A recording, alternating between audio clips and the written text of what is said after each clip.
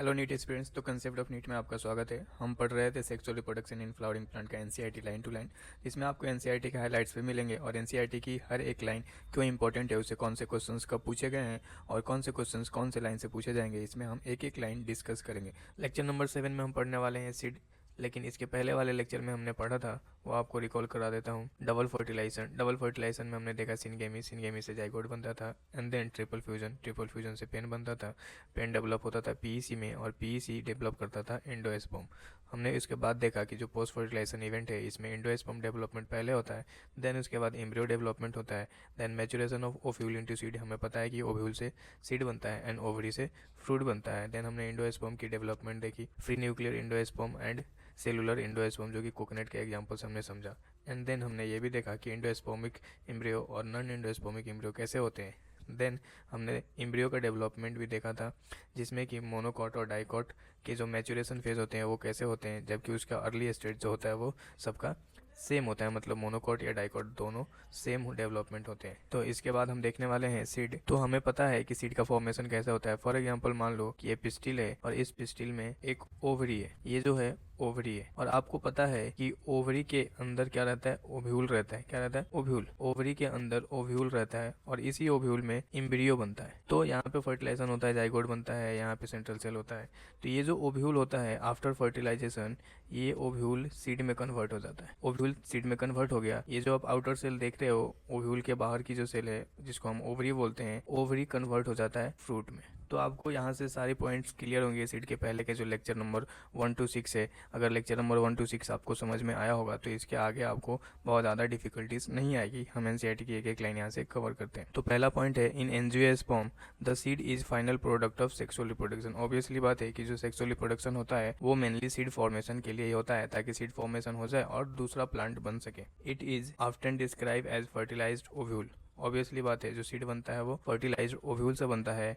Seed are formed inside the fruit. Obviously बात है, हमने देखा कि ओवरी के अंदर ओव्यूल होता है, ओवरी से फ्रूट बनता है, इस वजह से जो सीड है वो फ्रूट के अंदर बनता है। A seed typically consist of seed coat, cotyledon and embryonal axis. तो ऑब्वियसली बात है, जो सीड होता है सीड के अंदर एम्ब्रियो भी होते हैं। तो एम्ब्रियो के हमें पता है कि दो पार्ट होते हैं, कोटिलेडन एंड एम्ब्रियोनल एक्सिस। तो ऑब्वियसली बात है, सीड के इनसाइड में, सीड के अंदर कोटिलेडन और एम्ब्रियोनल एक्सिस होंगे और उसके बाहर सीड कोट होता है।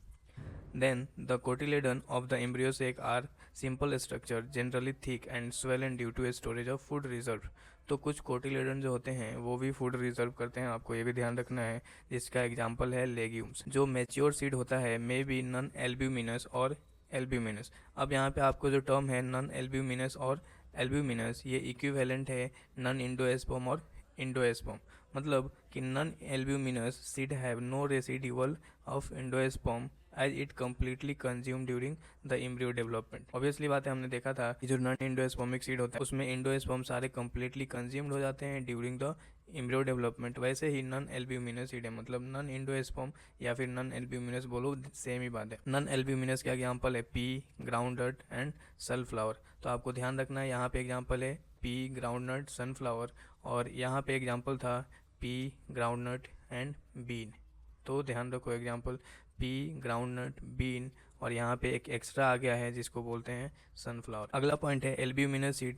एल्ब्यूमिनस से आप इक्विवेलेंट टू एंडोस्पर्म बोल सकते हो, endospermic seed retain a part of endosperm as not completely used of during the embryo development. Obviously बात है, जो एंडोस्पर्म होता है एम्ब्रियो डेवलपमेंट में अगर कम्प्लीटली यूज नहीं हुआ हो रहता है और कुछ अमाउंट ऑफ एंडोस्पर्म सीड के अंदर बचा रहता है तो उसको बोलते हैं एल्ब्यूमिनस सीड, जिसके एग्जाम्पल्स हैं वीट, मेज, बार्ली और कैस्टर। और एक और एग्जांपल था यहाँ पे, आप कोकोनट का भी एग्जांपल ध्यान रख सकते हो।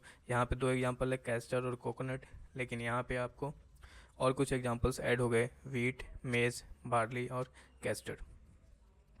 Occasionally in some seed such as black pepper. जो ब्लैक पेपर एंड बीट, ये बहुत बार नीट में क्वेश्चन पूछा है, इंपॉर्टेंट क्वेश्चन है।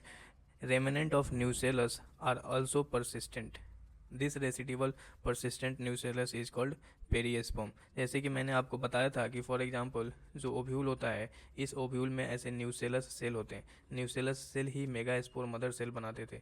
तो यहाँ पे आपको तो समझना है, जो ब्लैक पेपर और बीट होते हैं उसमें कुछ न्यूसेलस बचे रहते हैं और ये न्यूसेलस ही न्यूट्रिशन प्रोवाइड करते हैं। वैसे टाइप को हम पेरियस्पर्म बोलते हैं। अगर कोई सीड है जिसमें न्यूसेलस बचा हुआ रहता है उसको हम पेरियस्पर्म बोलते हैं, जिसके एग्जांपल ब्लैक पेपर और बीट है। ये बहुत बार नीट में क्वेश्चन पूछा गया, आपको ध्यान रखना है। इन शॉर्ट मैंने साइड में लिखा है कि most of the dicot plant जो होते हैं वो non endospermic is equivalent to non albuminous. So यहाँ पे आप देख सकते हो example gram, pea, bean and ground nut, और यहाँ पे एक और एग्जांपल है सनफ्लावर, वो भी आप यहाँ पे ऐड कर सकते हो। बट यहाँ पे एक एक्सेप्शन है, कैस्टर जो होता है वो इंडोस्पर्मिक होता है। मीन्स कि जो कैस्टर होता है वो इंडोस्पर्मिक होता है, लेकिन ये क्या है, डाइकोट है। Castor is dicot but endospermic. ये आपको एक्सेप्शन याद रखना है। दूसरा रूल है, मोस्ट ऑफ द मोनोकॉट जो होते हैं वो इंडोस्पर्मिक होते हैं। जैसे कि एग्जांपल है wheat, rice, coconut,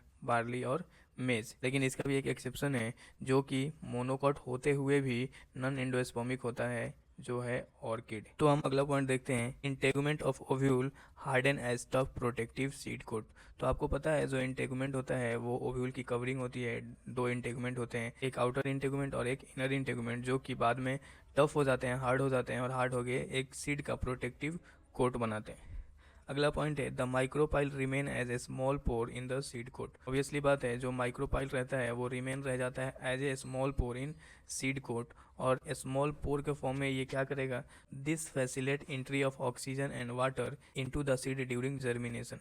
seed germination के टाइम पे जो माइक्रोपाइल कन्वर्ट हुआ है स्मॉल पोर में, ये ऑक्सीजन और वाटर प्रोवाइड करता है सीड को ड्यूरिंग सीड जर्मिनेशन। आगे जब सीड जैसे जैसे मैच्योर होता है, तो as the seed mature it water content is reduce and seed become relatively dry. तो जो सीड मैच्योर हो जाता है वो relatively 10 to 15% moisture by mass decrease हो जाता है। आपको ध्यान रखना है कि मैच्योर सीड रिलेटिवली ड्राई होते हैं, approx 10 to 15% moisture by mass. General metabolic activity of the embryo slow down and the embryo may enter in the state of inactivity called dormancy. Dormancy बहुत इंपॉर्टेंट है, क्योंकि dormancy की वजह से हमें पता है कि जो सीड है उसको हमें स्टोर करके रखते हैं लॉन्ग टाइम के लिए एज ए फूड, एंड अगले सीजन में सीड को ग्रो करने के लिए भी हमें स्टोर करके रखते हैं। तो ये दो बहुत इंपॉर्टेंट पॉइंट है जिस डोरमेंसी की वजह से पॉसिबल है, ताकि हम सीड को लॉन्ग टाइम तक स्टोर करके रख सकते हैं। Then if favourable condition are available, मतलब कि जब उसका सीजन आएगा ग्रो करने का, मीन्स कि एडिक्वेट मॉइस्चर मिलेगा उसको, एडिक्वेट सफिशिएंट ऑक्सीजन मिलेगा एंड सूटेबल टेम्परेचर मिलेगा। तो हमें पता है कि हमारे पास सीजनल वाइज 3 टेम्परेचर होते हैं, एक विंटर, एक रेनी सीजन एंड एक समर सीजन। तो उसके हिसाब से इन्वायरमेंट का टेम्परेचर चेंज होते रहता है। Then they germinate.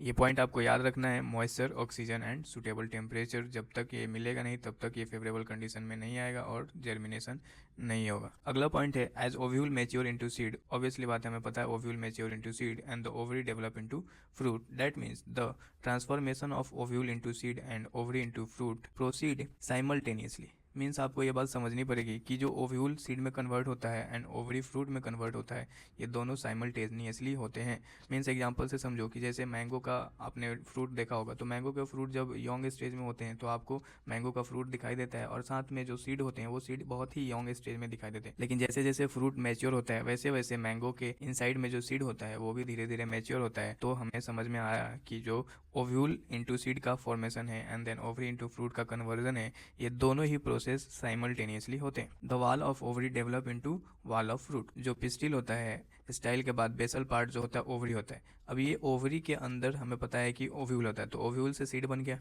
और ये जो ओवरी है, ओवरी का टिश्यू है, ये फ्रूट बना लेता है। इस ओवरी का जो कवरिंग है, इस कवरिंग से फ्रूट का कवरिंग बनता है, जिसको हम बोलते हैं पेरिकार्प। तो कीप इन माइंड, पेरिकार्प कई बार क्वेश्चन पूछा गया है, the wall of ovary develop into wall of fruit called pericarp. तो जो फ्रूट होते हैं वो 2 टाइप्स के होते हैं, एक फ्लेसी और एक ड्राई फ्रूट।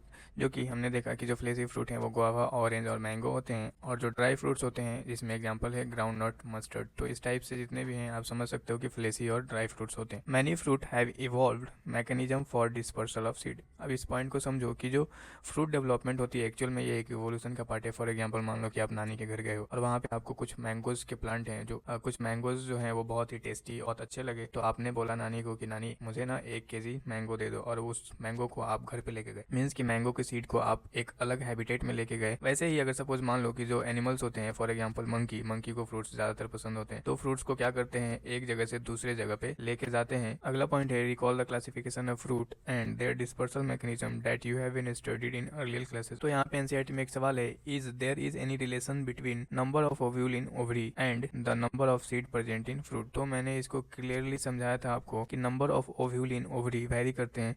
हो सकता है कि एक ओवरी में एक ओव्यूल हो, फॉर एग्जांपल व्हीट और राइस, या फिर ऐसा भी हो सकता है कि एक ओवरी में बहुत सारे ओव्यूल हो, फॉर एग्जांपल पपाया या गुआवा या फिर वाटरमेलन। दूसरा क्वेश्चन है the number of seed present in a fruit. Obviously बात है, अब आप बता सकते हो कि एक फ्रूट में एक सीड होंगे या फिर एक फ्रूट में कितने सारे सीड हो सकते हैं। तो ऑब्वियसली बात है, इसी के बेसिस पे हम ये बोल सकते हैं कि एक फ्रूट में एक सीड हो सकता है, फॉर एग्जांपल मैंगो या फिर व्हीट या फिर राइस, या फिर एक फ्रूट में बहुत सारे भी सीड हो सकते हैं, फॉर एग्जांपल पपाया, वाटरमेलन या फिर guava. Next important point, in most of the plant by the time the fruit develop from ovary. Obviously बात है, आपको याद हो गया होगा, फ्रूट ओवरी से डेवलप होते हैं। Other floral part degenerate, means कि जब फ्रूट डेवलप हो जाते हैं ओवरी से, तो अदर पार्ट ऑफ जो फ्लावर होते हैं वो डीजेनरेट हो जाते हैं एंड फॉल ऑफ हो जाते हैं ये। लेकिन हाउएवर इन फ्यू स्पीसीज, कुछ स्पीसीज में ऐसा नहीं होता है। तो क्या होता है भैया, इन सच एज एप्पल, स्ट्रॉबेरी और कैसो, इसमें जो ओवरी है, ओवरी से फ्रूट डेवलप नहीं होता।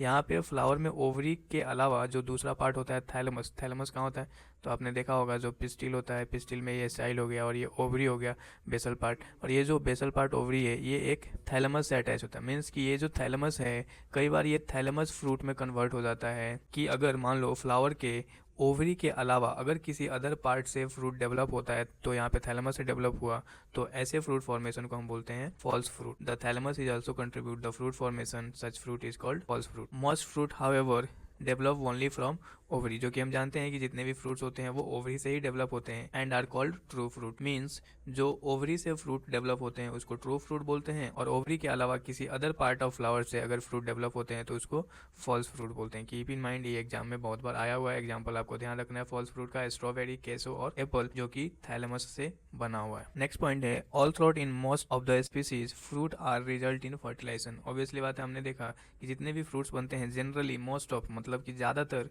फर्टिलाइजेशन के बाद ही फ्रूट का फॉर्मेशन होता है। लेकिन कुछ स्पीसीज ऐसे हैं जिनमें बिना फर्टिलाइजेशन के भी फ्रूट डेवलप हो जाता है, in which fruit develop without fertilisation. तो वैसे फ्रूट को हम बोलते हैं पार्थेनोकार्पिक फ्रूट, और इस प्रोसेस को हम बोलते हैं पार्थेनोजेनेसिस। याद रखना, fruit develop without fertilisation, this process is called parthenogenesis. Genesis means process, ठीक है, और उस फ्रूट को हम बोलेंगे parthenocarpic fruit. Keep in mind, और जिसका एग्जांपल है बनाना।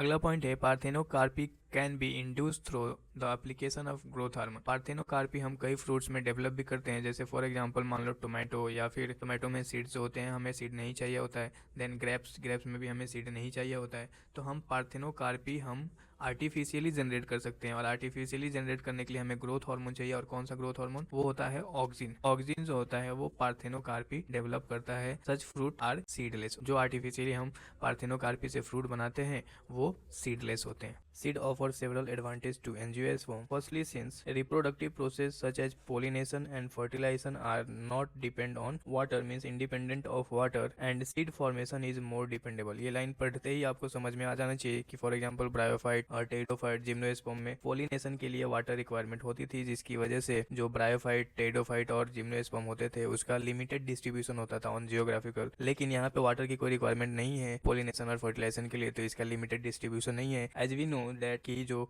एंजियोस्पर्म होते हैं वो मोस्ट एडवांस प्लांट होते हैं, जो कि एक्वेटिक और टेरेस्ट्रियल दोनों जगह पे प्रेजेंट होते हैं। सीड फॉर्मेशन कैसे डिपेंडेबल होता है, या फिर जो पोलिनेशन और फर्टिलाइजेशन होता है एंजियोस्पर्म में कैसे होता है, आपको पता है पोलिनेशन के लिए पोलिनेटिंग एजेंट होते हैं, बायोटिक, एबायोटिक, वो सारे कंसेप्ट आपको यहाँ पे क्लियरली विजिबल होने चाहिए। अगला पॉइंट है also seed have better adaptive strategy for dispersal to new habitat. तो ये भी आपको क्लियर हो गया होगा कि जो सीड है उसके पास बेटर एडाप्टिव स्ट्रेटेजी होती है for dispersal to new habitat, and which help the species, जो अपने स्पीसीज को इस अर्थ पे बनाए रखने में बहुत ही ज्यादा हेल्पफुल होता है। नेक्स्ट पॉइंट है the hard seed coat provide protection to young embryo. Being product of sexual reproduction, they generate new genetic combination leading to variation. जो सीड होता है वो सेक्सुअल रिप्रोडक्शन का प्रोडक्ट होता है और सीड के पास न्यू जेनेटिक कॉम्बिनेशन होता है।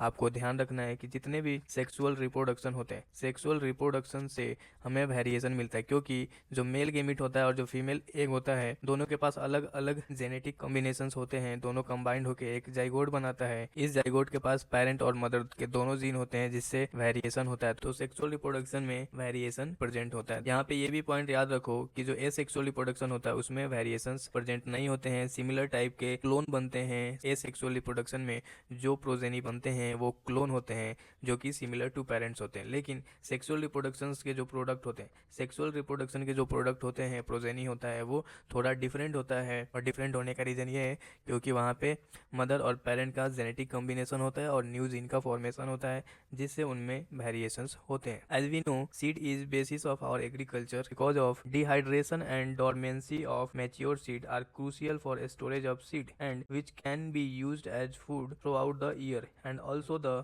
Raise crop in the next season. जैसे कि मैंने पहले ही बताया था, सीड के जो डोरमेंसी का जो फायदा है वो पहला तो है कि फूड के लिए हम ये स्टोर कर सकते हैं, और दूसरा है raise crop in the next season. Next season में हम उस प्लांट को ग्रो कर सकते हैं। Can you imagine agriculture in the absence of seed? अब आप इमेजिन कर सकते हो एब्सेंस ऑफ सीड एग्रीकल्चर कितना डिफिकल्ट होगा। फॉर एग्जाम्पल, मान लो कि आपके नानी के घर एक मैंगो है जो कि आपको बहुत टेस्टी लगा और आप चाहते हो कि आपके गांव में भी वो मैंगो हो। तो सोचो, उस मैंगो के प्लांट को आपको लेके जाना पड़ेगा आपके गांव, लेकिन सीड अगर प्रेजेंट है तो उस मैंगो का सीड आप डायरेक्टली कैरी करके अपने गांव ले जा सकते हो और उस मैंगो के प्लांट को अपने गांव में भी लगा सकते हो। अगला बहुत इंपॉर्टेंट पॉइंट है कि how long do the seed remain alive after they disperse. मान लो कि प्लांट से अगर सीड अलग हो गया तो वो कब तक अपना वायबिलिटी बना के रखेगा ताकि उस सीड को हम ग्रो करा सकते हैं। तो उसके लिए यहाँ पे एक अगला पॉइंट है, this period again very greatly, मतलब डिपेंड करता है अलग अलग स्पीसीज में। In a few species the seed loss viability with in a few month, लेकिन some of the large number of seed live for several years. कुछ species of plants के पास जो सीड की वायबिलिटी है कुछ मंथ के लिए होती है, और कुछ प्लांट्स ऐसे हैं जिनकी सीड की viability year by year depend करती है। कुछ सीड के एग्जांपल्स है, some seed can remain alive for 100 of years. कुछ सीड ऐसे हैं जो हंड्रेड्स ऑफ ईयर अलाइव रहते हैं। There are several record of very old at viable seed. The oldest is the lupine, Lupinus arcticus, excavated from Arctic tundra. The seed germinated and flowered after an estimated record of 10,000 year of dormancy. ये NEET में आया हुआ question है या फिर NEET में आ भी सकता है।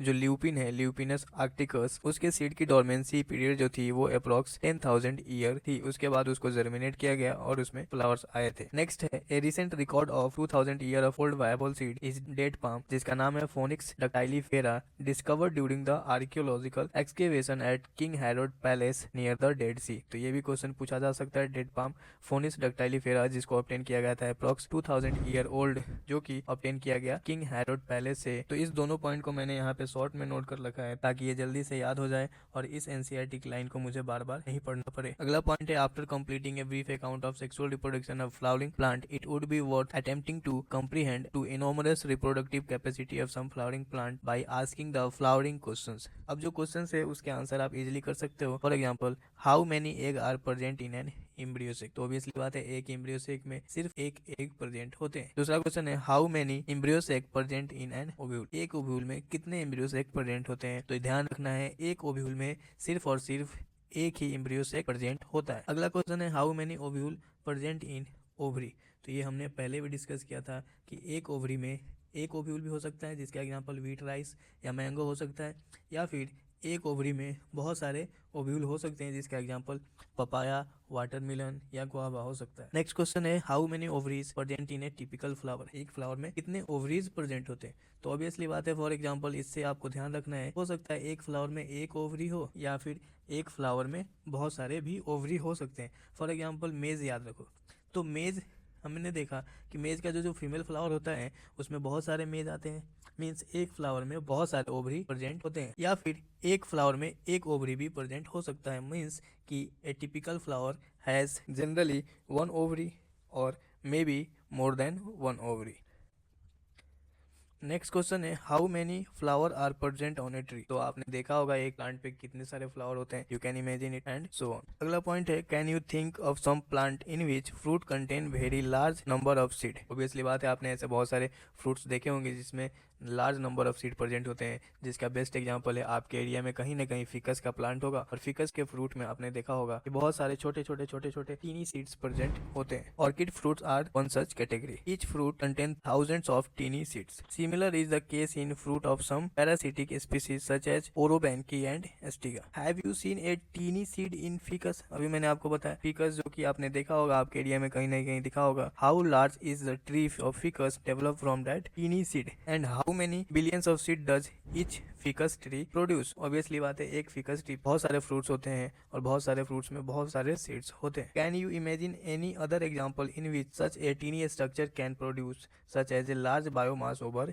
ईयर। सो इस क्वेश्चन का आंसर आप कमेंट में बताओगे कि आपने कोई और ऐसा फ्रूट देखा है जिसके पास टीनी सीड्स प्रेजेंट होते हैं, और इस क्वेश्चन का आंसर मैं आपको कमेंट सेक्शन में कमेंट करके बता दूंगा। अगला बहुत ही इंपॉर्टेंट पॉइंट है एपोमिक्सिंग एंड पॉलीएम्ब्रियोनी। इससे क्वेश्चन पूछे जाने के चांसेस रहते हैं, ऑलरेडी नीट में इससे कई बार क्वेश्चन पूछे जा चुके हैं, और ये इस चैप्टर का लास्ट टॉपिक है। Although seed in general are product of fertilization. As we know the seed is the product of sexual reproduction by fertilization. A few flowering plants such as some of the species asteraceae and grass. जो asteraceae और grass species है, इस species में एक special mechanism develop होता है, have evolved a special mechanism to produce seed without fertilisation. तो अभी तक हमने पढ़ा सेक्सुअल रिप्रोडक्शन में सीड का फॉर्मेशन जो होता है वो आफ्टर फर्टिलाइजेशन होता है, लेकिन एस्टेरेसी और ग्रास फैमिली में बिना फर्टिलाइजेशन के सीड का प्रोडक्शन होता है, इसको बोलते हैं एपो। तो यहाँ पे एक क्वेश्चन है what is fruit production without fertilization called. तो हमने देखा था कि फ्रूट प्रोडक्शन जो होता है विदाउट फर्टिलाइजेशन, जिसको हम पार्थेनोजेनेसिस बोलते थे, और उस फ्रूट को हम बोलते थे पार्थेनोकार्पिक फ्रूट। वैसा फ्रूट जो बिना फर्टिलाइजेशन के डेवलप होता है पार्थेनोकार्पिक फ्रूट कहते हैं,